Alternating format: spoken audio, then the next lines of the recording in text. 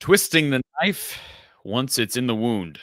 The Hawkeyes are in a weird spot. I don't know that I've seen a week of Iowa men's basketball quite like what we've just witnessed over the past 6 days now, with another double-digit loss, this time coming at home to a team that came into this game under 500 and winless in the Big Ten, a team in Michigan that was on a 3-game losing streak. I'm joined by Coach Gary Close, former Iowa assistant coach Gary Close. And Gary, the score indicates this game is a little closer than it probably was in all reality.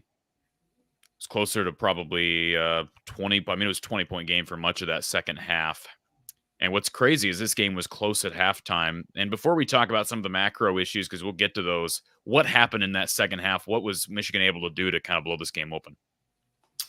Well, I think they scored 90 points. I mean, they're an average basketball team that got 90 on them, and that's you got to outscore them. You got to score a lot of points. So they just could not get stops, consecutive stops, and when you're getting the ball out of the net all the time, it's hard to run. And so they're in a half court situation offensively, and they're not as good as they are in the open court. And Michigan really turned it up from an offensive standpoint, and Iowa didn't have an answer. Isn't the bottom line is Iowa didn't score enough? Because isn't that kind of how we, and I say we, I'm talking about the Iowa coaching staff and the system at Iowa. I mean, we can talk about defense till we're blue in the face, but our goal is to outscore people. So the approach is going to be, we ought to be scoring 91. So yeah. That's what it feels like to me. I mean, you're right. They're struggling offensively too. They look disjointed at both ends of the court. They're not as crisp offensively as they've been. There's a lot of dribbling going on. It just looks like the chemistry that is just not there yet. And in a motion game, the way they play a lot, there's a lot of reading and getting to know one another and working with each other, and it's not there yet. So you got a lot of new faces. They're looking for answers. They got a lot of different guys playing, and they're just not cohesive at either end of the court right now. They're not playing any defense. I mean, there's no defense being played. They're struggling on the defensive end. They're giving up so many points around the basket. I mean, they're just giving up so many easy shots that they mentioned on the broadcast their points in the paint were a lot the last 2 games, and Michigan just did the exact same thing. Their on-ball defense, containing the ball, is really, really mediocre right now. They really got to pick that up. The amount, and it's amazing when you're trying to make a comeback. They dug themselves this big lead. Part of that was compounded by the fact that Fran got 2 technicals, ended up getting thrown out of the game. And you saw a little bit of fire. It felt like the players maybe got juiced up a little bit by that ejection. I'm certainly not defending the ejection. I thought Fran was completely out of line in getting that second technical, getting the first technical. I don't know what he's upset about besides his own players and the dysfunction of his own team right now. But he gets tossed, and his players seem to kind of get a little fire lit under him at that point on. But it seemed like every time Iowa would make a push, the bottom line is they would allow, like you said, an easy shot at the rim. And typically it was after a drawn out possession where, 20, 25 seconds of clock was run off. And it just seemed like Michigan could get in the lane at will. It did. And that's why I'm sure I don't know what their shooting percentage was, but I'm sure it was high, and their points in the paint were high. And you're defensively, generally speaking, you want to try to keep them from getting shots around the basket, and you want to try to keep them from getting open threes. You want to try to have them score somewhere in between, and that's not been the case this past week. All right, before we get to our callers, we do have several here waiting to talk to you, Coach, when we got you for about 45 minutes here for post-game coverage. Do want to take a moment to thank our sponsor, one being Iowa Smokehouse. They've been with us throughout football season and men's and women's basketball season as well. You see their message there at the bottom. But you can use the code Hawkeyes at iowasmokehouse.com and try out whether they're whether it's their beef jerky, their meat sticks, steak bites, ketchups, barbecue sauces, salsas, so many different options for game day. Visit iowasmokehouse.com and use the code Hawkeyes for 15% off your order. Tasting is believing. And Brad Van Meter and his team, he's with us through women's basketball season. And this is kind of a joint men's and women's basketball show because, of course, the men's game started right at the conclusion of the Iowa women's win against Wisconsin. I guess we could talk a minute about that with Coach since he is a Wisconsin guy. But call Brad and his team down at State Farm in Des Moines, 515-256-6480. You're online at bradvanmeter.com, saving people lots of money on auto insurance, as well as renter's insurance, home insurance, life insurance, and more. Call them for a free quote, 515-256-6480. All right, let's go to our Iowa Smokehouse call-in line. Thank you for calling Iowa Postgame with Coach Gary Close. Who's on the line? Lomansky, guys. Hey, Lomansky. Like you both comment on this, Michigan and Iowa are at the bottom defensively in the Big Ten so far this year. Michigan goes for big points tonight. When you have a style that Fran has, to me, they can't execute Fran's style yet. You know, they're not running the ball. They're not rebounding good enough to do that. And if you're not shooting the ball well, do you think it's possible that the coaching staff has to regulate shot selection? And it seems like we have some talent with the bigs to score, but take better shots, because when we depended on the three this year, we just don't shoot it well, guys. Yeah, no, they have really struggled from three, and I'm not exactly sure why. I think they should be shooting better. Some of it could be shot selections. I think a lot of it's confidence. It's not a very confident team right now. Shooting has a lot to do with confidence. I think they're better than what they're showing, but they're not shooting it very well right now at all. And it's an offense that does rely on making some threes. And when they're not doing that and they're not getting any offensive rebounds, they're not drawing fouls, then they can't score. They're not getting many easy baskets. It's hard to score at the rate that they're normally able to do. And Gary, in addition to confidence, it seems to me, and we knew this was going to be a problem partially because of personnel loss. We've talked about this like every show so far. Chris Murray, Phil Perbracha. I know Aaron Eulis wasn't a big scorer, but he was a guy who could handle the ball. They don't have anybody right now who looks confident getting to the rim consistently. They don't have anybody confident consistently setting up in the post. And, you got to be able to do one of those two things to be able to create consistent looks from outside. Am I right? No. Yeah. If you're going to be a real good scoring offensive team, you got to have some balance in terms of where you're scoring from. And if you can't score inside, if you can't draw fouls and you rely just on jump shooting, you're going to have nights like tonight where they don't drop, and then where are you going to get your points from? So, yeah, and obviously if you're not posting up, you're not driving, you're not getting the free throw line, and those are free points. So the result is your offense struggles. Gary, I don't really think they try to move the ball, run their offense for a mid-range shot. I think they're so used to this three-point shooting that they got to unlearn that a little bit. I mean, I can't believe you wouldn't pull the reins back a little bit and as a coach, Gary, and run some offense and move the ball, and they just don't have the guys to shoot the three. They're doing a lot of dribbling.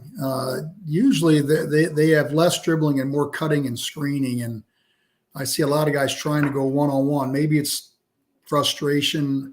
It's hard to tell, but they're not in sync offensively like they normally are. That's surprising to me because they're usually a really good offensive team, but they've got a lot of new players, and especially when you're running a motion type offense where it's not set plays, where you're going right here, you're reading, the cohesiveness is just not there. And then they force fast shots. How concerned are you, Gary, about Terrace Reed going off in this game, a guy who hadn't done really anything? He scores 19 on him tonight. Well, their interior defense has struggled all year. I mean, it's got to be a concern because those are easy baskets. Those are high percentage shots. So, it's a major college basketball player. If you get him point blank shots around the basket, he's going to have a pretty good chance of making it. Anything else, Lemansky? Gary, they were all right till the second half, and then it's like they get down, and then they just start jacking them up and forget to run their offense. Do I see that correctly? Like, they were in this game, they're at home, they're flying, and once they get down, Gary, they just they get stupid. Yeah, I think that's a lack of confidence. I think it's a lack of cohesiveness that I talked about. No, I agree. There's some of their execution is not real good.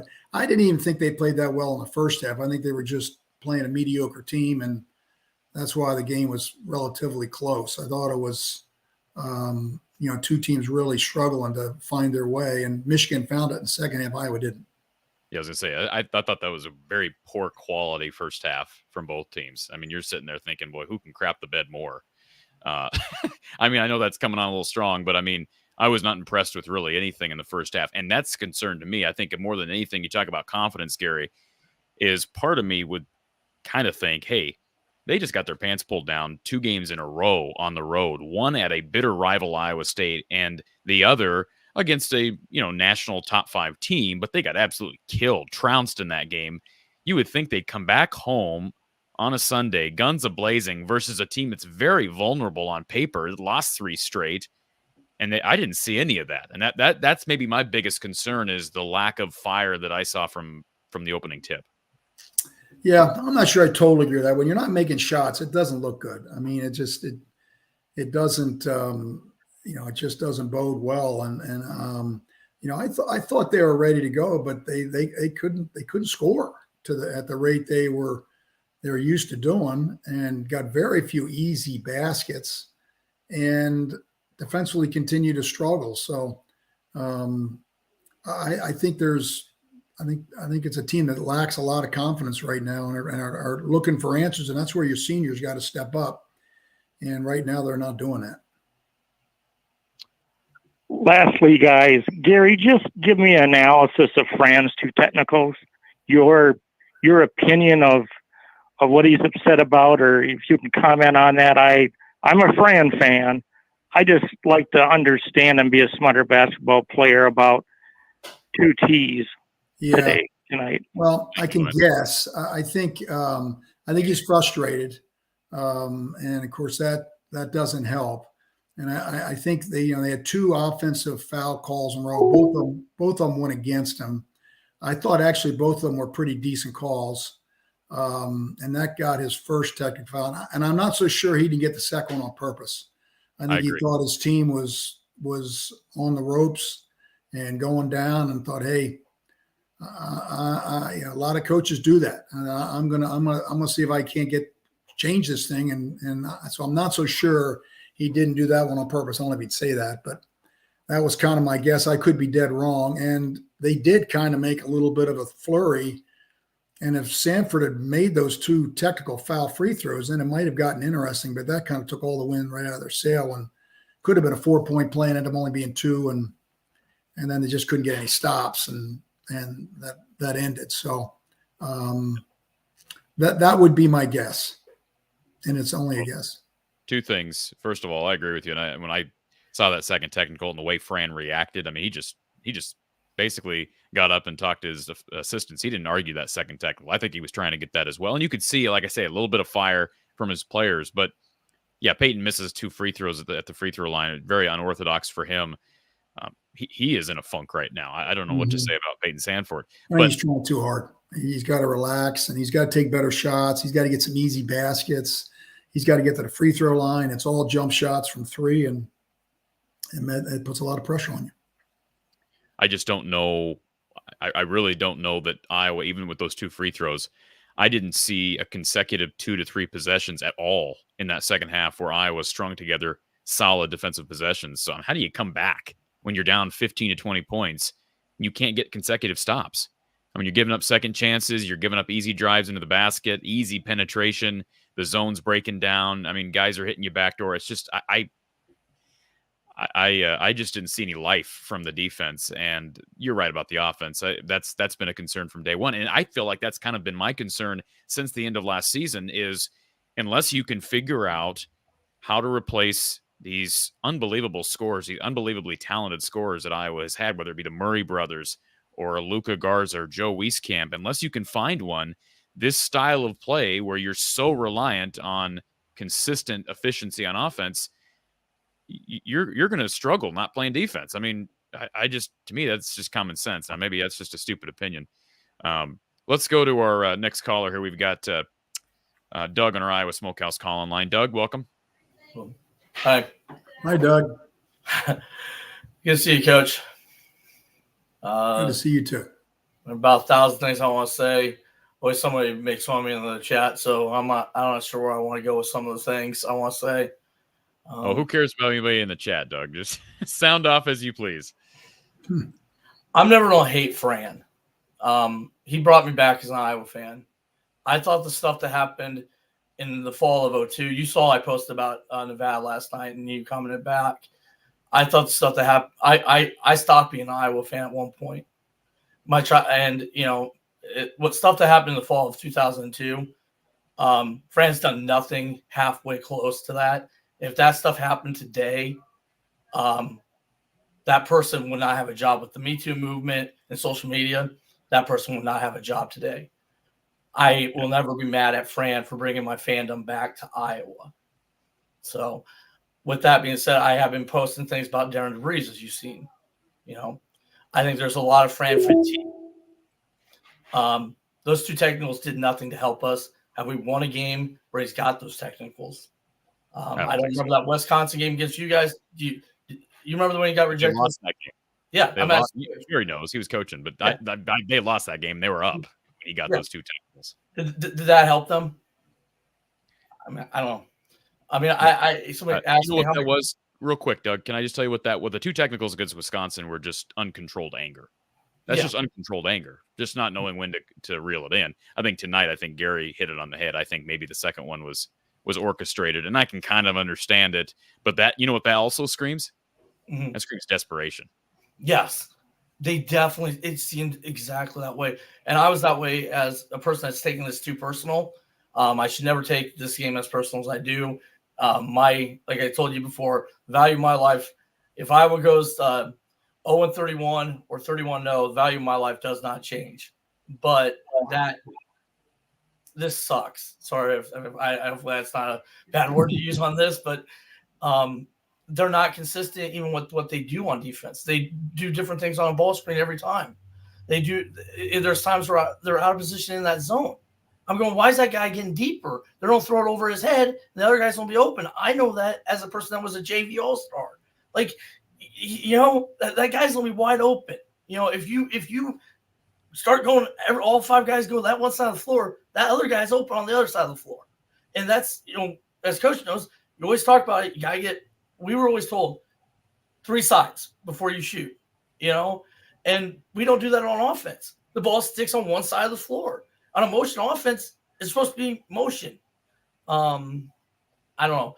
And then, I think he's trying to play players out of position. Again, I like Fran off the court. Every interaction I've ever had, he's been very personal to me, and I really think he's a great guy. But again, those things are. I understand the fan base. It is 14 years. We're one of the schools that just stays with people a very long time. And I don't want the man fired, but I don't want a losing season. I really don't. Well, here's the only thing you got going for you, Doug, and I do have to move on because I got a couple other people and Gary's kind of short on time. But I just want to say real quick, the thing you have going for you is you do have an administration that's different.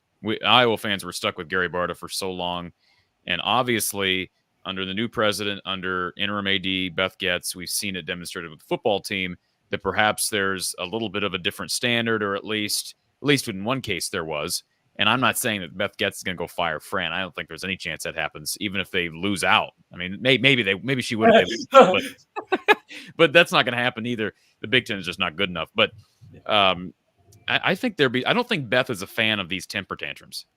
I would guess that. I don't know that, but I would kind of based on her language. I think I'm guessing that that's not going to sit well with her. Yeah. My last point, and I think they're playing right now. Nebraska's playing right now. Okay. My last against Michigan State. I've made it very vocal who I want Iowa's next basketball coach to be. And as I've said, there's only been 2 coaches to take Iowa basketball to the national championship game. Bucky O'Connor and Lisa Bluter. They both came from Drake. My fear is that Nebraska will fire Fred Hoiberg and Darren will go there and he'll turn around the Nebraska program while we stay with Fran for 3 more years. Then I'll leave on that. So thank you, Doug. Appreciate the phone call. Anything to say to that, Gary? No, not really. That's a somber Iowa fan right there. Yeah. It's I get it. It's frustrating. Couple things here. Christopher in the chat about the women. How about this? Caitlin and the Iowa girls are 10-1. Should be 11-0, but gave that Kansas State game away. They could win the national title this year. Gary, did you watch that whole game? I did not. I saw bits and pieces of it, but not a whole lot. So, did you watch the end? I did not watch the end. No. I've talked about it every single show, and I'll continue to talk about it. They're up 23 points with 2.5 minutes to go, and Lisa Bluter puts Caitlin Clark back in the game. And with about a minute to go, Caitlin Clark falls awkwardly on her knee and gets up gingerly, is limping off. She went to the bench, didn't get examined, looked like she's fine. Why? And the one of the commentators, well, people might be questioning this decision from Coach Bluter, but if Caitlin Clark wants to play, she wants to play. Is that how that works, Gary? Does Caitlin Clark have the authority to bring herself back into the game? Maybe. I don't know. I don't know. Wow. I'll tell you what. She tears her knee. I mean, I've said it before. She tears her knee. Everybody's going to be finger pointing. But I just thought that was absurd. But they got the win, and Iowa, as long as she stays healthy, I agree with Christopher. They got a chance to win a lot of games because they're so elite offensively, and most of that is Caitlin Clark. Mm-hmm. And it's not like Gabby Marshall's giving them a lot right now, but Hannah Stolke looked better today. Coming off the injury, I thought she looked a lot better tonight than she did on Wednesday against Iowa State. So probably talk about that more later in the show. The 2 girls that are coming next year played against one another yesterday in Wisconsin. And I think Lisa and one of her assistants went and watched the game, but they're both very talented. They got 2 good players there. Tegan Mullaney and Taylor Strimlow. And of course, they've also got Ava Hayden coming out from out west, 4-star big from Oregon. They've got Callie Levine, who's a local. So, boy, that's a really solid class. And of course, Journey Houston coming in 25. Let's go to DC Hawkeye, the super chat. He says, Iowa basketball is broken. Not talking about the loss, but rather the lack of fans. Watch games from the 80s and 90s on YouTube to see the major difference. The situation is very problematic. Well, I have to say this. The lack of fan attendance today happened before the performance. And the couple times the camera panned up. I mean, we're still empty in the end zone, Scary. It's a Sunday afternoon Big Ten game. They're still empty. They might have been home watching the ladies play and didn't get to the men's game. Yeah, I guess that's probably true. And that was a question here in the chat from Wolverine Nation. Is women's basketball more popular than men right now in Iowa? 100%. I think right now it is. I mean, it's popular nationally. I mean, they're fun to watch, and they've got a generational player. So I get it. All right, we've got let's see, we've got James in our Iowa Smokehouse call-in line. James, welcome. How you doing? Doing good. How are you? First off, the girls' game, it was good. Obviously, it was close early, but at the end of the day, they pulled away and they did what they needed to do. And obviously, like we always say, I messaged you about the whole Caitlin situation. It's just like no need to even put her back in the game. It's like you always say. I asked Gary this question since he's on, and you always ask this question. If you win that game by 10 or if you win that game by 20, what's the difference? No, there's not a whole lot of difference. So Gary, let me just ask you this, Matt. I'm going to put you on the spot. I don't know of any direct allegiance you have to the women's basketball program. Can you please tell me your honest thoughts as a coach about the decision to put Caitlin Clark back in the game when you're up 23 on the road with 2 minutes to go? It's risky, but I'm not coaching her team, and I'm not sure I do it, but that's her call. When you say I'm not sure I would do it, is that fair to say you probably almost certainly would not ever do that? What would be the reasoning to do that? I can't think of one right now. Okay. Yeah. But on the men's side, obviously, like you said, it was like we didn't play great the first half, but we played well enough to be in it. You know what I mean? Where we're down 2 at half. Play well enough to be in it. Then you score 4 straight, and then it's like after that, we just like went downhill. And it's like you said, we can't get the stop when we need to. Like, even if they get a little run, like they get like a 6-point run, sometimes you just need to get a stop. You know, maybe you can turn around. They just could never get that stop that they needed to. No. And it's something that's always frustrating. It's like, once it's kind of like football in a way where it's like, once, especially this game, it's like once they got it to like 10, I was kind of like, I don't know if we're going to be able to come back. Because it's like we weren't shooting well and our defense ain't great, so we can never get the stop we need. So it's kind of the same feeling of like, once they got to 10, it's kind of like, once you get to 10 with like 10 minutes left or so, because obviously, you know, there's a long time when the half first starts, so you can come back then. But I mean, like once there's like 10 minutes left and we were down 10, I was like, I don't know if we can come back. We're not shooting well. We can't get the stops we need. Do you have that feeling as well, Corey, or not? Yeah. I kind of mentioned that earlier to Gary. I mean, you're down 15 to 18 points, and Fran's appears to be Fran's throwing in a second tee to try to light a fire under his guys. That tells me that he doesn't. Well, that tells me that I don't know the coaching staff has confidence in his players to get stops down the stretch, and you know that's a concern. That's a concern, especially when you have. I mean, you've got Patrick, who's a 4th-year guy. You've got Tony, who's a 4th-year guy. You've got, you know, Peyton's supposed to be. I mean, I know he's never been considered some great defender, but he's long and he's supposed to be kind of a leader on this team. He's a 3rd-year guy. I don't know. I'm very much concerned with a lot of things right now mentally with this team. Lack of defense, shooting woes. They made 1 3-pointer tonight. You're just not going to win 8 games. Not in the Big Ten. Not this style of basketball if you can't make more than 1 3. For sure. What was your thoughts on this for both of y'all? What's your thoughts on the lineup change?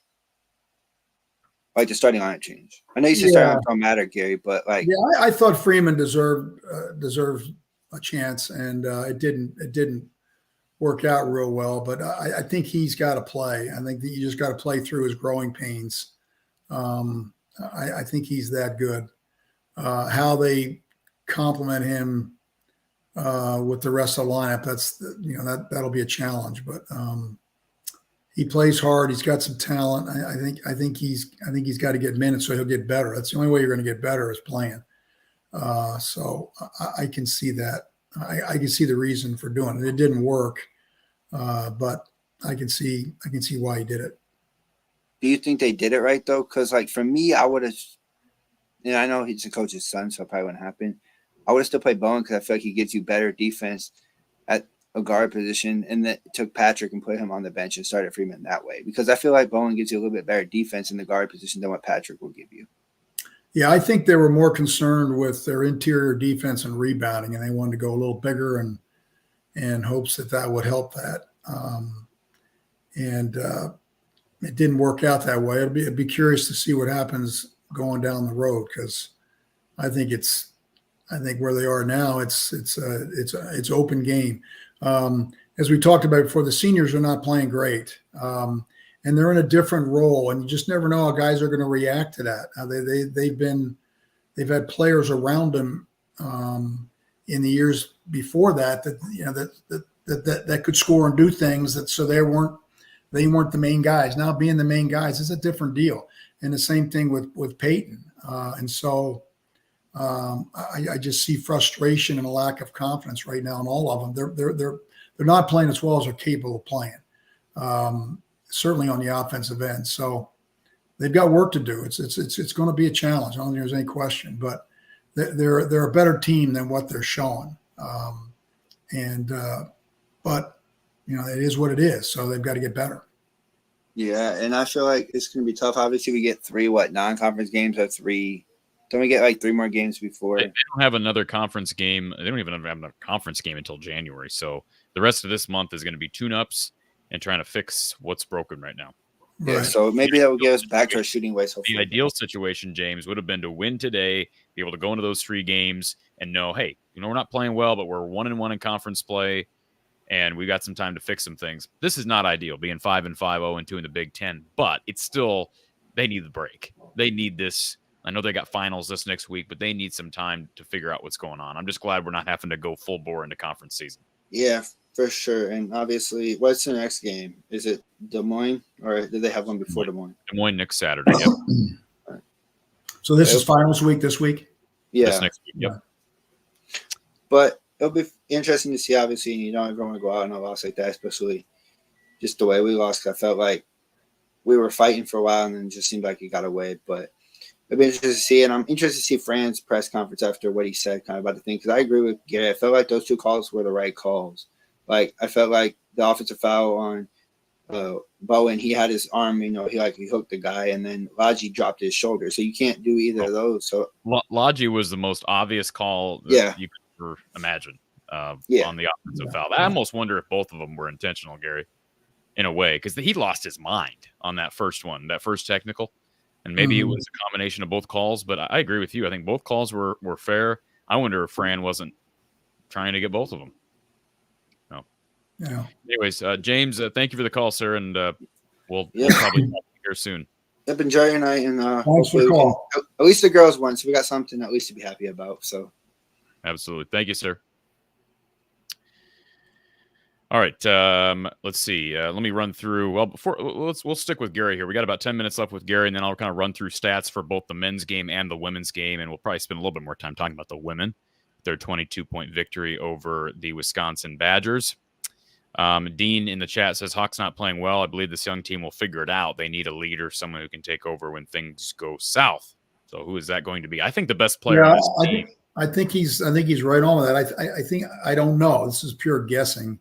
I don't think either Tony or Patrick are very verbal, and so it's kind of left to Peyton, and he's trying to figure out his own game, and so it's a tough little deal there in terms of a leadership where they've had definite leaders in the past. So it's all a part of developing a team, and when you go through a rough patch, it just kind of gets exposed.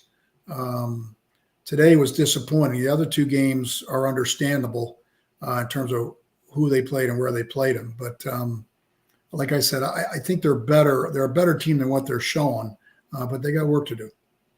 Let's go back to our Iowa Smokehouse call-in line. But first, before we do that, I want to give a special thank you to RTI Threads and their Cooper DeJean apparel, along with their merch lines for Aaron Graves, Carson Shire, Aiden Hall, Zach Lutmer, and more Iowa athletes. They're going to be expanding their horizons with Iowa athletics. So jump on the RTI Threads train now, just like we have here from the Hawkeye of the Storm. Visit rtithreads.com. And for Cooper DeJean's website, it's cd3lacesup.com. That's cd3lacesup.com. We'll be announcing RTI Threads player of the game for both of these games here in a little bit. But first, let's go over to Tony on the Iowa Smokehouse call online. Tony, welcome. Hey, how you doing, Corey? Hi, Tony. How you doing, Coach? First time good, I got to talk to you this year. Nice to see you. I saw that Fran, I think it was the beginning of this week, they asked him a question, something to do with like past staffs, and he mentioned he has a relationship with you, I guess a friendship or whatever. How far back do you guys go? Oh, we go back quite a ways. When he was an assistant at Notre Dame and I was an assistant at Iowa, actually, where I got to him real well is we were both recruiting Ray for friends, and neither one of us were successful. And it still haunts me. But we sat in a lot of games watching Rafe play, and we're both from the same area back in the Philly area, and so kind of connected that way. And so I've known Fran for quite a while, and I've enjoyed his company many times. He is a completely different person off the court. Mm-hmm. Correct. Okay. I just a lot of people are. It's a little different. I'll just close with one comment, and then because I know you got to go, Coach. Corey, the prices for that Des Moines doubleheader are just plummeting like a bad stock. Are they really? Oh my gosh, it's down to I think $40 for the upper deck. What's the other game? It's like both teams they're both bye games for the women. So they're both women. One of them is Iowa women, and one of them's the Iowa men. Yeah, and it's 3:30. They're both playing in Des Moines, and the women are playing Cleveland State. One's playing Florida A&M. It's a terrible. terrible. The women are playing. Yeah, the women are the second game. They actually scheduled that right. I will say that. So I'm going to be very interested, and I will send you pictures if you don't make it, Corey, to see what the stands look like for that first game. I might run down there. I'm telling you right now on StubHub, I think you're getting the door price. You can do it for about $46 a ticket. That's still way overrated, way overpriced for those For opponents. 2 games, though. I guess if you average it out, $25 a game. 25 Come bucks. on, Corey, you're making those big bucks. Let's go. Listen, I'm sorry, but I'm watching Carver and I see empty seats behind baskets. Behind. But this is because the event's sold out. You've got to do secondary market here. I think those seats were like $30 face that are selling for 45. Yeah. So. Yeah, exactly. Well, I probably won't see you for a while because I will not be calling in after that doubleheader. So let's hopefully we can string some wins together and enjoy your Sunday, Coach. All right. Good to see you. Or Tony, I'm sorry. I called him Doug. My bad, Tony. Appreciate your support. Let's go to, I think, our final caller of... You're a little rattled, too. Wouldn't you be after watching that game, aren't you? Let's go to our next Iowa Smokehouse caller. We've got Ryan. Ryan, welcome. Good evening, gentlemen. As far as the women go... Yes, sir? Officiating was pretty good today, Ryan, wasn't it? What was? Officiating.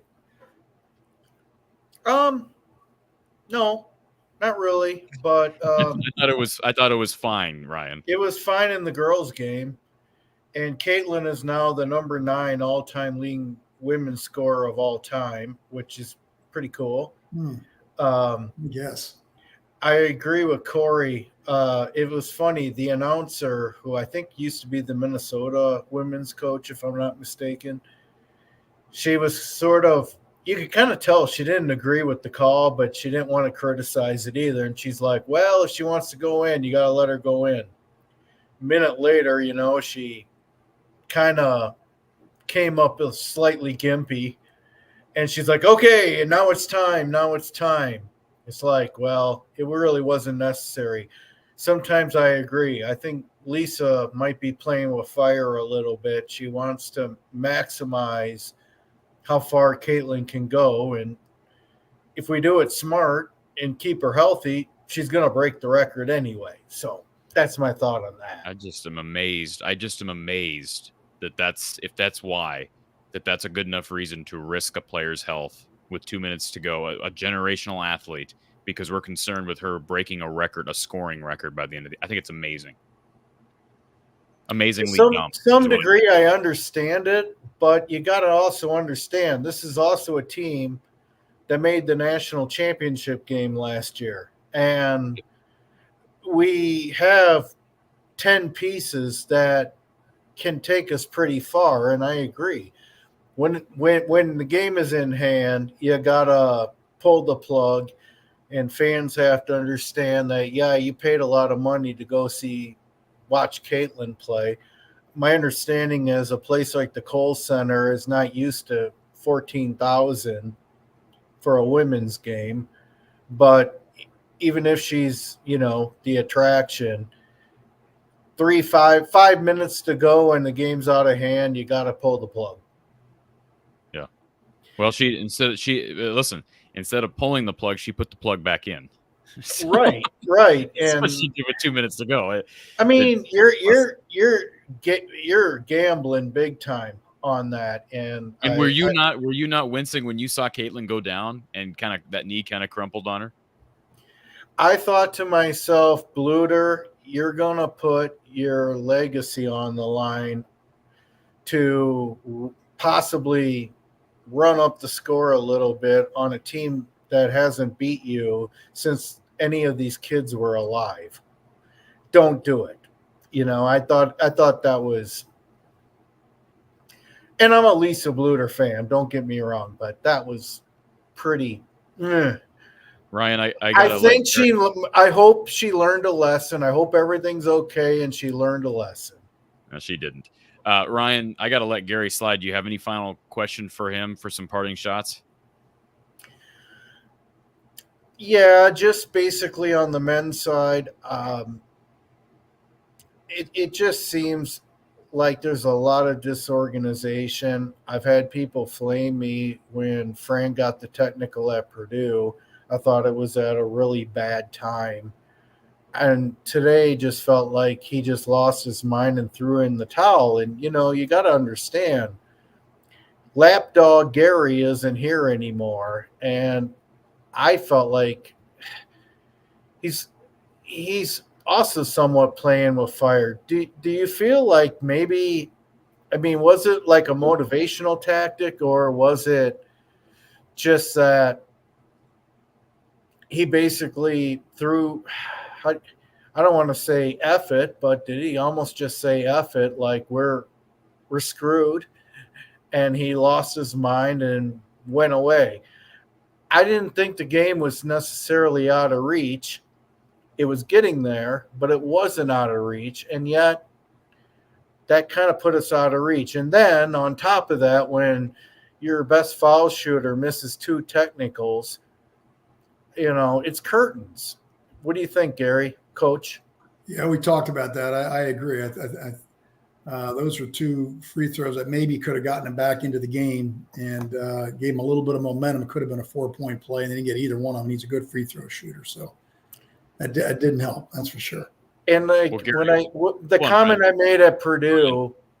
Ryan, hold on. I gotta let Gary. I gotta get. Oh, okay. Gary. Sorry. That's all right. He can finish up. We're good. I was just gonna say the comment I made at Purdue was after the Purdue game, I really like how we are individually good players, but the sum of the parts doesn't add up. And I thought tonight really, really kind of highlighted that.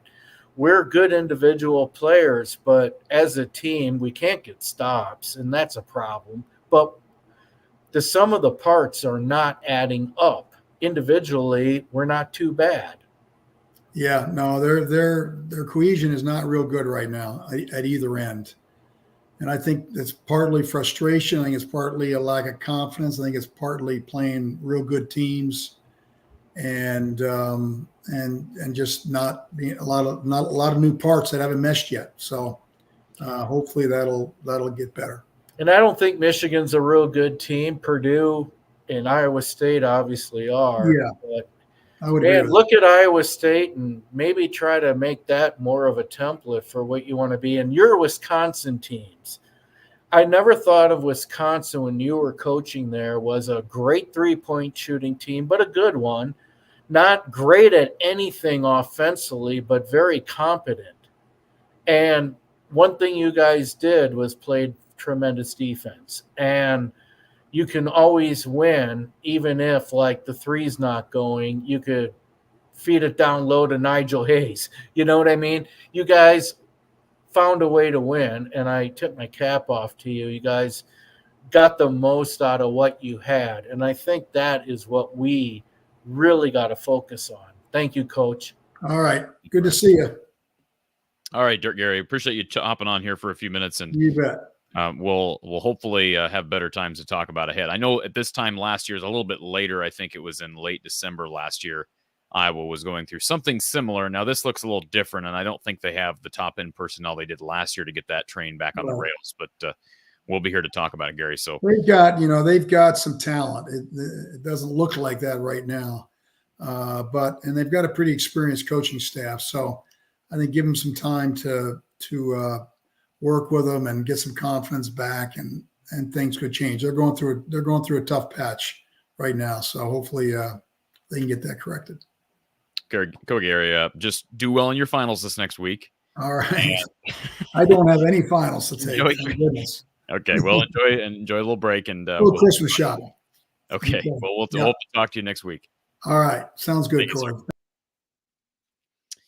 All right, folks, we're here to finish up talking about the Hawkeye men or the Hawkeye women. Of course, the women defeating Wisconsin 87-65. The phone line is open to call if you want to hop on. 515-635-1601, 515-635-1601 to talk about either the men or the women. I know 2 polar opposite results, but we're here to talk about both of them. A reminder, if you've not been here before, please be sure to hit the like button. That's kind of first priority. That always helps us in the algorithm. If you're enjoying post-game coverage and having this outlet, this therapy, as some people call it, be sure to hit that thumbs up button.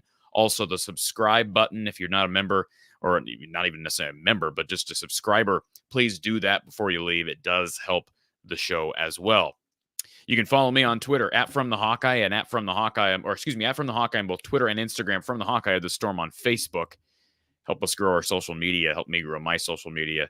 I don't do a great job. I'll be the first to admit that. But word of mouth is very powerful, and we got about 175 people on right now. So head over to Twitter, Instagram, Facebook, even if you're not real active on those platforms, and numbers do help. So thank you in advance for that.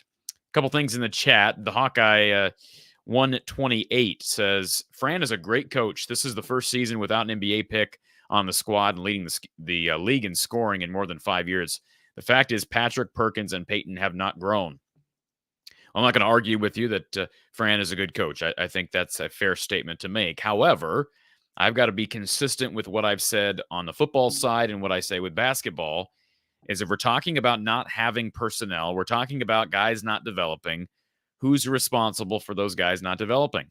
All right, so now all the naysayers of me out there that don't like my criticisms toward Brian Ferentz, I'm being consistent here. All right, if you don't have players, the fact that Patrick, Perkins, Peyton, if that's all true and those guys have not developed, who does that fall on? To me, coaching staff has to be at least partially at fault there. And coaching staff at this level of basketball is also responsible for going out and recruiting, going out, and now you can add players in the portal if you see you're going to have a deficit in top-end talent. Maybe some guys leave early, like Chris Murray left early last year. Aaron Eulis transferred out of the program. You're responsible for going out and grabbing some people in the portal. Fran was not able to do that, minus Ben Krikke. Great ad, but not necessarily I don't think Ben was precisely what they needed as it relates to size and side. He's going to give them some post play. He's going to give them a mid-range offense. He's not a great rebounder. He's battling. Right now, he might be their best player. In fact, he's our RTI Threads player of the game today. But in general, Fran swung and missed several times in this past transfer portal cycle. He swung and missed in the previous transfer portal cycle, and we're seeing the results of that. So if we want to blame personnel, I look at development, recruiting, and transfer portal, and all those fall back on responsibility at this level of the head coach and his or her assistants.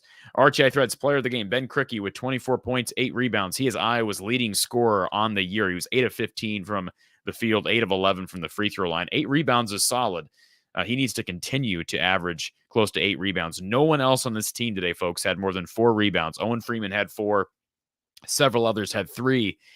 But in general, I mean, again, I hate to rip on Patrick, but, at 10 points, made a couple shots early, and you think, okay, he's going to kind of get his rhythm back. Ended up going 4 of 12 on the day, 10 total points, no assists, no steals, 2 rebounds. Now, he's a 6'9", he's a 6'9" wing that doesn't post up, that can drive inside, kind of shoots off balance shots. That's kind of his pedigree. And I don't know what's going on with Patrick right now. If it's physical, if it's mental, I hope it's not, but he's not himself right now. As I mentioned, Ben is working really hard. Owen Freeman started today and ended up only playing 18 minutes. Did add 5 points, 4 rebounds. They need more out of him, and it's crazy to expect so much out of a true freshman, but they need more out of Owen Freeman. And Peyton Sandfort, he is not the alpha that people were making him out to be prior to the year, at least not to this point. 10 points on 4 of 9 shooting. Missed a couple of big free throws, had 3 rebounds, and 3 assists along with 3 turnovers. Desante Bowen, man, they need more out of him. Desante, 0 of 1 from the field, only played 12 and a half minutes, 0 points, 5 assists, 1 turnover. So still taking care of the basketball, but he was perceived to be more of a scoring, attacking guard when he was recruited to Iowa, and so far he's not really shown that. I mentioned earlier RTI Threads. They're sponsoring our player of the games each and every day, each and every week. Cooper DeJean's apparel line can be found at cd3lacesup.com, and Aaron Graves, Carson Shire, Aiden Hall, Zach Lutmer, all those athletes are highlighted over at rtithreads.com, and stuff is flying off the shelf for Cooper DeJean. Get it while you can, because I wouldn't be surprised if they're running low on some of the order, running low, I should say, on merchandise at this point, but they'll keep producing more. Great people, great company over at RTI Threads in North Sioux City. Visit rtithreads.com and cd3lacesup.com. All right. Phone line to call in is 515-635-1601, 515-635-1601. If you want to talk about the men or the women after a very bipolar-ish day with the men losing by, 10? Women winning by 20 plus. And let's get back to the chat. Andy says, I think that Fran's technicals were drawn up, and they're about as good as his defensive strategy. So some sarcasm there. T. Hink bringing up the play of Sydney Falter. Man, she was good again, wasn't she? And I know she doesn't score a lot of points, but you see her stat line just really solid all the way across the board. And, of course, Caitlin Clark was phenomenal. But Sydney Falter on the day, let's see, she had 12 rebounds. 7 points, 12 rebounds, 4 assists. She was 3 of 5 from the field and 1 turnover. It's really good. That's really good, folks. Caitlin Clark, 28 points, 9 boards, 5 assists, 4 turnovers. Hannah Stolke looked more like herself tonight. 21 points for Hannah Stolke to go along with 3 rebounds, 3 assists, 2 steals, and no turnovers. Hannah Stolke was really good. 8 of 16 shooting with 26 total minutes played in the game. Gabby Marshall continues to struggle offensively. 1 of 4 from the field. Had 3 points. Had 4 steals, though, so give her credit for that. No assists, no blocks, 1 turnover. I said 2 rebounds, and Molly Davis kind of in a funk all of a sudden. She's didn't really shoot at all tonight. Made 2 free throws, did shoot 1 field goal, missed it. Finished with 2 points. Kate Martin with 6 points on 2 of 9 shooting, 1 of 5 from 3-point range. Kind of a really quiet day, actually, from Kate Martin. And then, let's see, I mentioned a falter. Kylie Feuerbach added 8 points for the Hawks. Good to see her go 3 of 4 from the field, make her only free throw attempt in 16 minutes of play. Good to see you here, Nathan. Thank you for being a part of the show in the chat. Commander Cody, thank you for being here as well. And let's see here. Doug says, I give Fran this season, but if he had a losing season next season, there's no way he can stay. Well, again, it'll be interesting to see the immunity that Fran McCaffery has, especially with the change at the helm with the AD. Now, we don't know we assume that Beth Getz has got a good shot of being named permanent AD, but we don't know that she's going to be the permanent AD, so it'll be interesting to see. Christopher Smith, Caitlin is chasing a historic record. She has to play to get it. She has a shot at Maravich.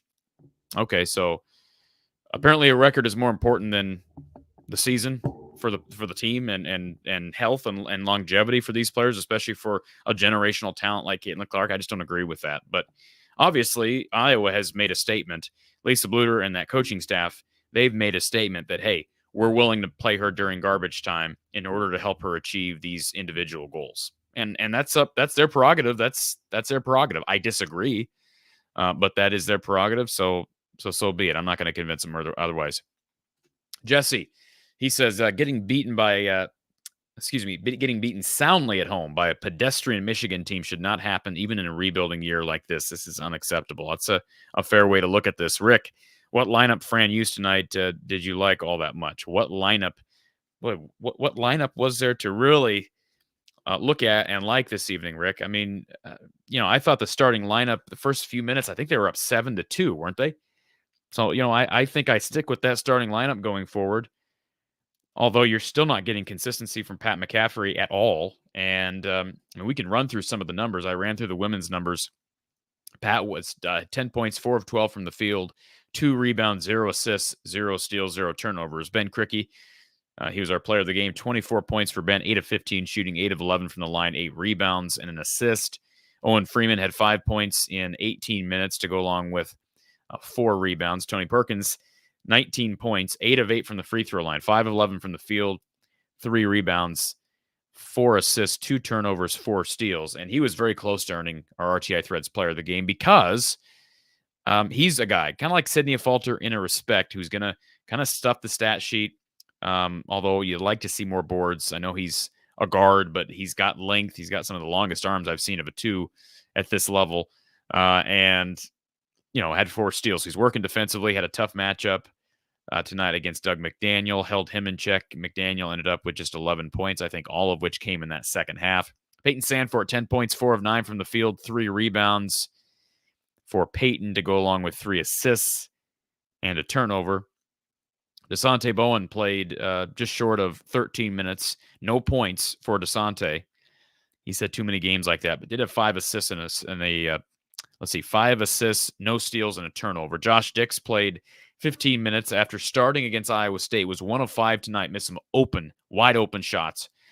And that's he's kind of a microcosm of the shooting struggles they're having right now. 2 points for Josh Dix, 1 of 5 shooting, 0 of 4 from 3.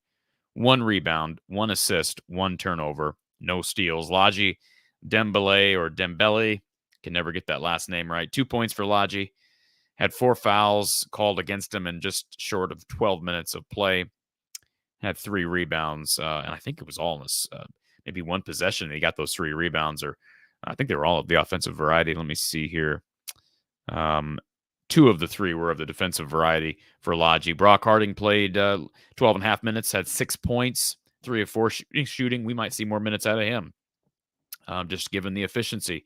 He was 0 for 1 from 3. We saw Evan Braun's log about 5 minutes, and Price Sanford logged about 8 minutes. Those 2 guys combined for just 2 points. The Hawks shot 25% from 3, 76% from the free throw line, 44% from the field overall. Michigan shot 48% from the field, 38% from 3, 82% from the free throw line, scored 90. And that's a Michigan team that's looked mediocre at best through much of the early season. All right, let's see if there's anything else here that I'm missing in the chat. Shane says, I agree, Corey. Basketball sends more money than football in recruiting, and for what? Well, I don't know if that's true. I don't know if, is basketball spending more money on recruiting than football. I find that hard to believe. But, I mean, yeah, at this point, I'm so against just looking at a team and saying, well, they don't have, there's not very good players. You can't blame the coach for that. I mean, why can't I blame the coach for that?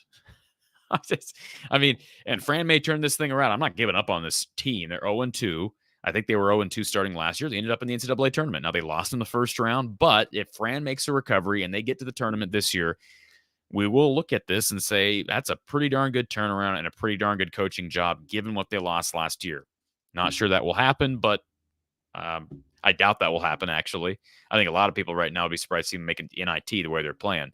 But it's early. 2 games into the conference season. They got several weeks to figure it out. They got a few gimmies here in the next few weeks, and then they play early January in their 3rd Big Ten affair.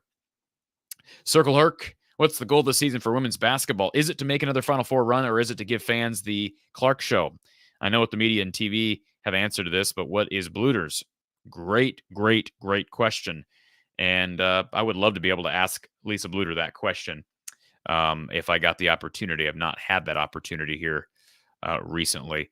And I don't think Lisa Bluter really does Zoom press conferences. I know Fran's big on that, and I've been able to be a part of some of those in the past. I've got some access to Kirk Ferentz here recently, but in general, I don't know of many Zoom press conferences for Lisa Bluter. LFG, thank you for liking the video. Please do that if you are here. Shane, Jan's a good coach, but do we really think Iowa is appealing? I can name 10 upper Midwest programs right now that the Iowa job can't touch. 10 upper Midwest Iowa jobs, 10 upper Midwest basketball programs. I'm assuming, well, you're talking about Fran. You said Jan. Jan's a good coach. We're talking about the women. I don't know that there's 10 upper Midwest basketball programs in women's basketball right now that I would put above Iowa. I find that hard to believe. For the men, yeah, you could probably find close to 10, frankly. Right now, I mean, would I put Iowa State above Iowa as far as a job? No, probably not, because the Big Ten is, I think, a safer place to be moving forward. But certainly there's probably at least a half dozen Big Ten teams in the Midwest that probably are better jobs, quote unquote, than the Iowa job. But that's kind of an arbitrary way of looking at it as well. Jesse says, starting Pat at this point is just bad coaching. We have better options right now. Well, nobody's playing great, but I could see where you're going with that. T. Hink says, Gabby Marshall just got to keep going, got to keep shooting. And yeah, I mean, they need her to make shots. That was a big part of what they did. Their run to the national championship last year was their ability to make shots. If I missed your call, it looked like somehow the phone line dropped off momentarily.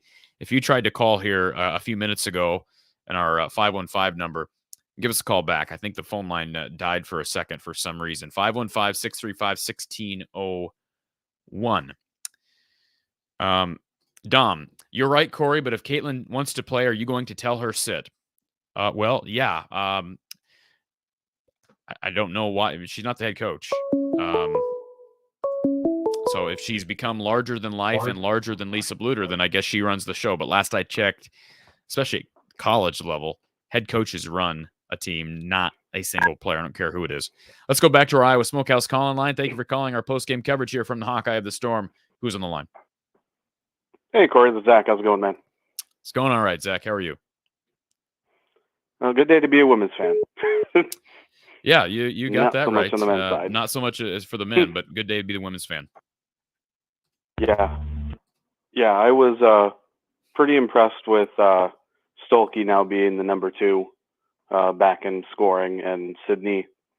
What can you say about Sydney? I mean, she just does everything that she's supposed to do, and just the heart and the hustle. Molly Davis is a little concerning because she was a little bit more offensive oriented, and the past couple of games she seems to not be. Mm-hmm. And Sharon and Addie have kind of gone non-existent either. And I know they have a couple more non-conference games. Hopefully they can get that kind of cleaned up. I agree. Molly, with her ability to find space and kind of attack inside, she's not someone who finishes around the rim, but I mean, like, she's somebody who can stop, hit a floater, kick to open teammates. She's got pretty good vision. And I don't know what it's been these last couple of games. She's just kind of been she's not like she's attempting a lot. She never forces shots. But right. It seems like if there's any problem for the role players on Lisa's teams, it's that they're almost too passive. Would you agree with that? Yeah. I mean, we saw it at home against Kansas State when they lost. It seemed like they were kind of all just waiting for Caitlin to rescue them in a sense. And it was kind of the opposite when they went down to the tournament in Florida, where everyone seemed to just be going off. Right. So I think Molly, part of that problem, real quick, Zach, I was just going to add in, I think part of the problem why it may not just be this team, but Lisa coach teams, is because she has had so consistently, she has had a go-to player. We talk about the men not having a go-to player, but having go-to players in the past, like Garza, like Keegan, like Chris, like Joe Wieskamp. Look at what the women have had. We're talking about Megan Gustafson, Kathleen Doyle, even going back to Sam Lodge, and of course now Caitlin Clark. They've had such talent at the top end of the roster that I almost wonder if that kind of creates more of a,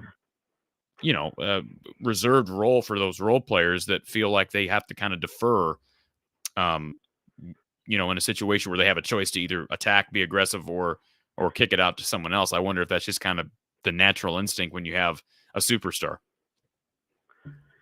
Yeah, and there were some players who, especially in the Megan era, where she'd be quadruple team, still get the shot off.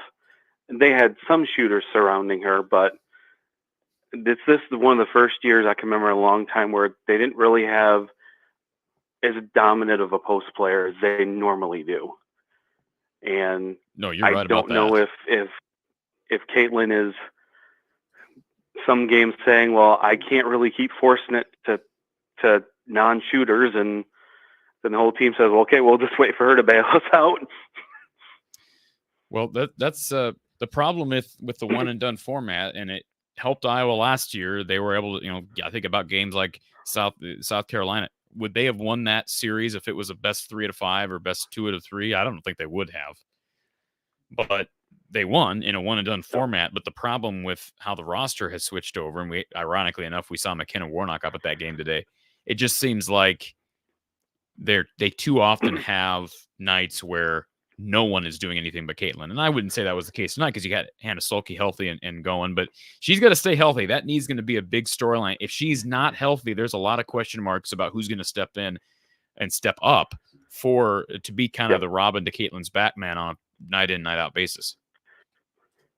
Yeah. And if Hannah being on the floor with Caitlin, if she's scoring 15 to 20 a game, just opens up that entire offense even more, especially if she can step out and make the occasional 3 like she has. I'm just kind of disappointed that either Sharon or Addie seem to kind of be doing much in the last couple games. I mean, they showed up against their last non-conference opponent, Bowling Green. They both had really good games, and then just last 2 just kind of been, where'd our centers go? Right. Yeah. Well, that's we've talked about that. We talked about that after the Iowa State game, just the misses that Lisa had in the portal. And we talked to Brad Heinrichs about that. And they did make attempts, but we kind of figured when you lose people like Megan Gustafson and Monica Sonano back-to-back, you're going to take a dip, and they have done that. I give Jan Jensen credit. I think her bigs understand angles. They understand fundamentals, but there's just some gifted talent that people like Gustafson and Sonano have that you can't teach. And, the great ones have a combination of both talent and having been coached well. Yep. Well, and for people, who saw Monica her freshman year, and I know Addie and Sharon are both juniors, Monica did not look like she was going to be all that good. Then all of a sudden, Megan's gone. The light bulb goes on. Yeah. And I don't know that. And I was hoping one of those two would kind of do that same thing. Yeah. I don't have a lot of faith in that happening, but I guess we'll see. Yeah, and I mean, it's nice to see, McCabe hit a couple threes tonight. I know Gabby hit one. Kate, I think, hit one or two. If they need someone, and I think more people stepping up hitting threes, because they're going to start. I don't want to say playing like FGCU, kind of living and dying by that shot, and that's a scary thing when it comes to this team, because I don't think they can afford to do that. Doug, you really follow the women's game almost more than I do, or excuse me, Zach. Doug wants to know in the chat. He says, any thoughts on the WNBA lottery? Make it more likely or less likely that Clark would come back? I don't know that has much of an effect, because even if she's a number one draft pick, I think her NIL opportunities probably surmount even what she would make through maybe endorsements in the WNBA and a salary. Don't you think that, Zach? Yeah, and I know the endorsements will still be there after college. But, and again, I don't know what's going to be with this new NIL stuff, potentially with colleges being able to pay their own players, which I don't know when that's going to happen. But the only instance I could maybe see her flying to the WNBA is if the Indiana Fever got her, because that's where Connor is right now with the Indiana Pacers. Okay. Well, we don't know how. Is that relationship still going? I guess. I don't keep up on that. Well, what, Zach? Why don't you do me? Try to slide into their DMs and see if you can find out. Yeah, no. All right, Zach. But yeah, hopefully the men will turn it around. I don't really have much faith in them right now, and hopefully the women can keep it going, because I think they both play next Saturday. They have Correct. the doubleheader in Des Moines. They played they don't have a game of the next doubleheader, so they get like 6 days basically until they play again. Yep, and they're big. They have, I think, 2 more. Women have 2 non-conference games, I think, and then their Big Ten season jumps right back in. So and the men have 3. Yep, and hopefully Hannah can stay healthy. I know Kate twisted her ankle or something like that today, and yeah, I don't even want to get started. I know you discussed the Caitlin Clark stuff with a minute and a half left in the game. Just mind-boggling. Hopefully they can at least get healthy. It's mind-boggling to me. It's not even a matter of controversial to me. It's absolutely mind-boggling. Yep. Well, even Big Ten Network called it out too. Like, what is she doing? Yeah, the Big Ten Network called it out, but the one commentator, I don't know who the analyst was, but this is a direct. Who was it? I don't know. Okay. Well, I've never heard this with the lady before. She made the comment, well, if she wants to play, and then she went on to give some ridiculous reason why it's okay if she wants to play, she should be able to play. And then she made some comment right before Caitlin went down about how, all right, young ladies, young players out there, watch this and realize you better be fit, because you have to be able to withstand injury. What a ridiculous thing to say. Like, you're seriously going to sit here and act like freak injuries don't happen? Like when Paul George, when his knee snapped in 2, when he was playing was it a Team USA game years ago? That's because he wasn't physically fit and he wasn't working out every day. Or when Rajon Rondo's elbow went straight backwards in the playoffs for the Celtics years ago, that's because he wasn't fit. Freak injuries happen all the time to some of the best athletes in the world. You can try to minimize injury risk by being fit and being flexible and all that stuff. But I mean, there's some point where you do it's not being scared of what could happen. It's just being reasonable. When you're up 23, Right. you don't need to play the best player that's probably ever played the game of women's college basketball. Right. And like you said, freak injury. I mean, all she has to do is just land on a foot wrong. Yeah. Because what was it? 5-6 years ago, that Louisville guy broke his leg and bone sticking. I mean, that was another freak one. Yep, absolutely. It was kind of mind-boggling because I was like, I saw her sitting in the score table. I'm like, Lisa, don't do this. Not today. Something's bound to happen. And I know Caitlin, well, maybe I should wear knee pads. I don't want to. She might want to consider it. Well, she almost went, like I say, she went down there. I thought it was an ugly looking spill. And I'm just glad apparently she was fine. But seriously, what if you're the coaching staff, what do you possibly say in the press conference the day she gets seriously hurt late in a game? Yeah, I feel like, unfortunately, Lisa's going to go back to her, she could get injured doing anything kind of thing, which a lot of us will be going, of course, yes, I could walk around my home and somehow get freak injured. Mm-hmm. It doesn't make a difference when you're up 40 or today it was 24 and you're going, just sit her. Yeah. I was thinking one final thing, Zach, and I'll let you go, but I thought it was funny. The same analyst that made the comment about, well, she wants to play and young ones get fit.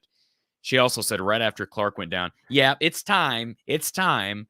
I'm like, yeah. It's time. Oh, so you everything is hindsight's 2020, right? So you got to look back and say, well, she almost got hurt, so I guess that means it's time.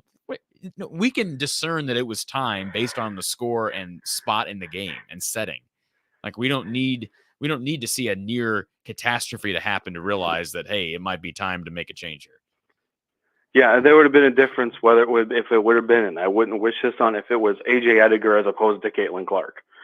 Well, yeah, correct. Yeah, those are the minutes you want to get AJ Ediger, and AJ Ediger was in the game, but that's who should be in the game late in the game. Yeah, it was just those comments from the analysts were like, okay, what game are you watching? Yeah. Well, Zach, appreciate you calling in, sir, and hopefully we'll talk to you sooner than that, but we'll at least try to talk to you next Saturday. Yep. Have a nice evening, Corey. Sounds good, sir. All right, let's go to our final caller of the night here on our Iowa Smokehouse call-in line. Thank you for calling Iowa Postgame with Coach Gary Close. Who's on the line? This is Roger. Hey, Roger. How you doing tonight? I'm doing all right, sir. How are you? Good. Hey, I just wanted to kind of talk about the Iowa women's game. I thought the first half was not real pretty. A lot of missed layups, a lot of wide open shots missed. And I think that's when Caitlin, when that stuff starts happening, I think that's when she starts going off and saying, okay, these people can't make a shot. I feel like I have to do more of this on my own. What do you think? Yeah, I mean, I kind of have talked about that in the past, Roger. I fear, the dependency that this program has had on whether it be Caitlin Clark or Megan Gustafson. It's at an all-time high right now. And part of that is because obviously you lost one of the best post players in the country in Megan Gustafson, or excuse me, Monica Sonano. Man, I'm getting my post players mixed up. But I don't know how far this team can go if Gabby Marshall can't make threes. And I really like Kate Martin, but she's still hit or miss from three. And I thought maybe eventually she'd become more consistent tonight. And what were her final numbers? Kate was, let's see, she had, Kate Martin had 6 points on 2 of 9 shooting, 1 of 5 from 3. Those numbers got to be better. Gabby Marshall made 1 3, but I mean, her percentage, I don't even know what Gabby Marshall's percentage is. I am concerned about the dependency on Caitlin Clark. Not in games like this. They're going to beat just about anybody they want to in these types of games with Caitlin Clark and just the pieces they have around her, even if those other pieces aren't playing well. But I'm talking about being able to get back to a Final Four, compete for a national title, especially in a one-and-done format. You're just playing with fire if all your role players are this hit or miss offensively. Well, I kind of went back and after listening to the last game after the Iowa State game, I went back and rewatched the game, and I looked at that game, and I looked specifically shots at Caitlin. She shot 31 times, and I looked and said, okay, well, how many bad shots did she really take or shots that she really had, didn't have a high percentage of making. And I went back and I looked. I counted up 1 in the first quarter, 2 in the second, 2 in the third, 1 in the fourth. But when I went back and watched that game, everybody was just standing, and people weren't moving. The posts weren't flashing to get open. Yep. And I think part of this is chemistry, where you could depend on Sonano pinned her player down low and was wide open, had her hands out. And when that happened, there was a bullet coming into the post. We scored. I think that's part of what's going on right now, is that these people aren't sliding to the areas or getting themselves open for her to deliver the ball. Yeah, and I think there's just such a climactic, and no offense to Sharon Goodman and Addison O'Grady, there's such a climactic drop from Monica Sonano, Hannah Stolke to Goodman and O'Grady that I don't think this team is built to withstand not having that post, whether that kind of be the flashier, faster, more athletic post in Hannah Stolke, or just the solid fundamental post that was Monica Sonano. So I think I haven't gone back and watched the game back. I was in Hilton for the game on Wednesday. It felt like Caitlin had more than, what was it, 5 or 6 bad attempts. And the thing with Caitlin Clark is she can take 28 footers consistently with people in her face and make them. So, what's a bad shot? What's not a bad shot? To me, if you're shooting from 28 feet early in the shot clock with a hand in your face and you miss it, that's a bad shot. If you make it, you just say, okay, well, I didn't love it, but it went down. But I agree with you. I think the offense gets really stagnated when they don't have a post. Hannah Stolke's health, besides Caitlin Clark, I think unquestionably Hannah Stolke's health from here on out is going to be the biggest storyline to follow. The other thing I noticed on that when I rewatched that game was I took that into account when I counted those shots up. If she shot a shot that wasn't too advised within like the first 10 seconds of the shot clock, but when Caitlin doesn't have the ball in her hands in the last 10 seconds of the shot clock, we really struggle to do anything. We're all just looking to do. We can't seem to get a good shot off. But in the first half, I think Caitlin missed like 4 or 5 shots in that second quarter that were in the lane. I'll have her take those every day. Yeah. Tonight, I think Hannah Stolke was off because she'd been off so long. We missed so many layups off of feeds from Caitlin, and we missed so many wide open threes. She would have been on triple-double watch if those girls had just shot well. And you don't always shoot well, but she was delivering the ball tonight in places where those girls had wide open looks. We have to be able to knock those shots down against good teams. And I think part of the problem with you talking about late clock situations, I don't love what Iowa runs in late clock situations. It just seems like a lot of isolation, and they tend to go late. I could count on one hand the number of times I've seen late in a clock situation where I'm like, wow, something was drawn up, even from the sidelines or out of the timeout. We saw, I think back to end of last season and Clark's heroic shot versus Indiana. Of course, that was a play out of the timeout, but in general, I don't love Iowa's offense late in late clock situations. And I think part of that is they don't really have anybody else on this team that can break you down consistently. The only other player that I can think of off the top of my head, and you tell me if I'm wrong, Roger, would be Kylie Feuerbach. Is probably the closest thing Iowa has to someone else who can break you down off the dribble. And like Gabby Marshall's not going to do that. Maybe Kate Martin can do it at times, but that's still not her game. Molly can do it, but the thing with Molly is she is undersized at this level. And, she's going to create more when she can break you down, but I don't know that her game lends to being at this level a break you down and score at the rim type of player. So I think you're either Clark or you're Feuerbach. And right now, Feuerbach's not playing a ton. She played 16 minutes and I had 8 points. I thought we'd get more out of her than we, especially after I saw she played against, was it Virginia Tech earlier this year where she kind of went off. So, yeah, those are all going to be things. And believe you me, these opponents are scouting these things and seeing these tendencies on tape. And that's only going to launch even further the importance of these role players knocking down shots. And what more can you say other than talk to Molly Davis, you talk to Gabby Marshall, you talk to, a Falter and Feuerbach, just tell them to keep shooting in practice. It's just, to me, I don't know what else you can do. If their fundamentals, their mechanics are good, then just keep letting it fly and hope they start falling. Well, on the shooting, 2 other points on the shooting, Gabby Marshall didn't shoot well all year last year. but she was one of the main reasons we got as far as we did. She got hot. Right. I mean, you have to these girls have to keep shooting. The one thing I don't think we're taking advantage of is I think we need to get Taylor McCabe more looks. I mean, she was brought to Iowa because she could shoot the lights out. I mean, it wasn't because she was a great ball handler or anything like that. She was just a pure shooter. And I think she needs to get some more time. And I would like the Feuerbach girl as far as she can get to the basket. So I think we need to, have these girls have to keep shooting. They got to shoot in practice, and they got to start scoring. Because if they get to where they hit on the outside, Iowa's unstoppable. Because when Clark gets the middle of the floor open where she can drive because they can't collapse, she can do whatever she wants. Yeah. No, I agree with you.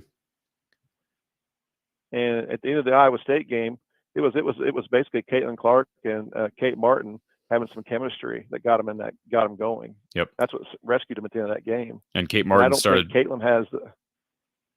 They started to run stuff off of Caitlin's ability to break in the lane, and I think they're better when Caitlin makes a concerted effort to get in the lane. I mean, I think that's kind of stating the obvious, but she loves to shoot that step back three in big moments, but she attracts so much attention when she gets inside, and she's adept at really drawing fouls. So, like you said, movement off the ball is going to be key. Her ability to find her teammates. She's got such good vision. That's one thing that we don't talk about enough with Caitlin Clark is her ability to see her teammates flying, whether it be baseline or on pick and rolls. They don't really have great pick and roll options this year if Stolke's not healthy, which finally looks like she is. But Kate Martin, they wouldn't have won that game on Wednesday without Kate. No, they wouldn't have. But that was the two of them together that were finding each other. And once you can get someone else to score, all of a sudden it's a lot harder to guard Caitlin. And Caitlin can pretty much get a shot pretty much whenever she wants it, but it's not always the best shot. And it's not always a shot that's going to win basketball games because everybody, it's a team sport. And, and back to your point on Bluter on the end of the games, if you watch Iowa's introduction, welcome to the show, when they introduce the players, and that Kohl Center was filled up to see one person. It was filled up to see Caitlin Clark. And I think they're almost getting so sucked into providing the show that they're forgetting, how many minutes Caitlin's going to log during the year. I mean, she got beat up today. I mean, she got thrown that where she almost got hurt. She got pushed to the floor, and she takes that every game. So I get the welcome to the show part, but we also got to keep her healthy. Yep. And to Christopher in the chat who says, you guys couldn't be head coach. Risk is always there. Christopher, I could get a dozen coaches onto this very show, and they would tell you that it is foolish to do what Iowa's doing late in game situations. And go back and listen to what Gary Close said. And Gary's going to be very politically correct and nice when he talks about this subject. But it makes zero sense unless you're talking about just trying to fan please. That's like saying if you're out hiking on a steep cliff and the trail gets very narrow, that you're just gonna, of course you're gonna be near the edge of the cliff as long as the trail is narrow. But once it widens out, you're not going to continue to walk along the side of the cliff, right? Like you're not going to deliberately take extra risk when you can clearly minimize risk by walking further off the cliff. So you're up 23 with 2.5 minutes to go. You have won the game. The game is over. That you're not losing that game. So that is called taking unnecessary risk. That's very, very basic. Just common sense. I don't know how else to say it. Yeah.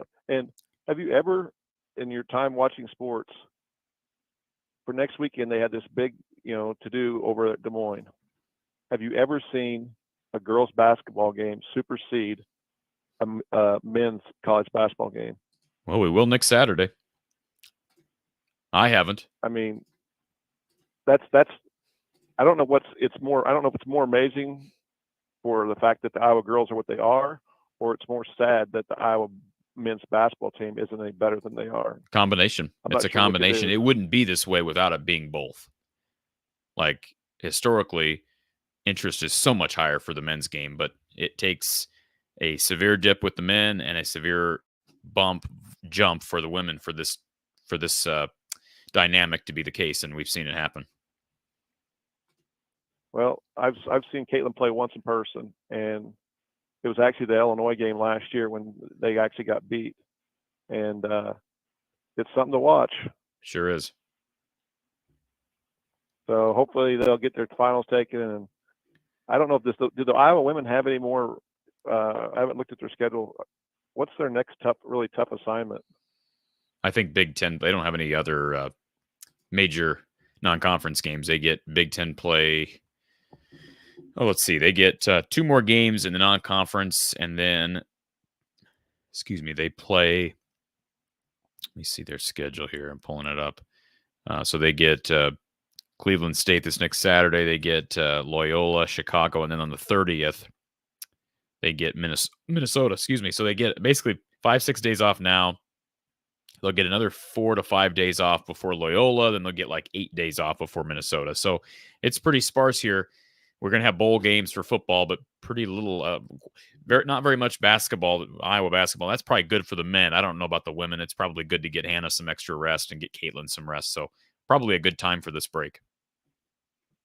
Okay. Hey, appreciate it. Thank you, Roger. All right.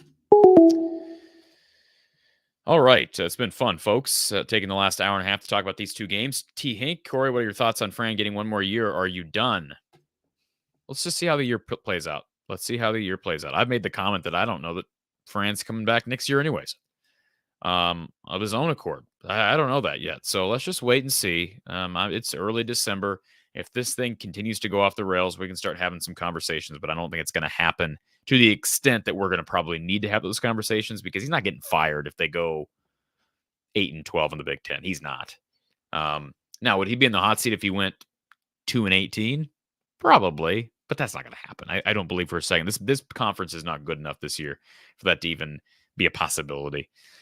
Iowa the men losing to Michigan 90-80. Yes, Michigan inserted the knife and twisted. And we've seen that for 3 straight games, 3 straight double-digit defeats this week. Incredible. The women defeating Wisconsin on the road. Big second half, big third quarter for the Hawks, 87-65. And both these teams will be back on the court for a doubleheader next Saturday inside the Well down in Des Moines. If you haven't checked out our merchandise, visit our spread shop link in our description for our merchandise, our merch line. Also, you can shop Amazon with us. Do your normal Amazon purchases via our link. It supports the show. Become a premium member. Click the join button next to the YouTube channel name here on YouTube.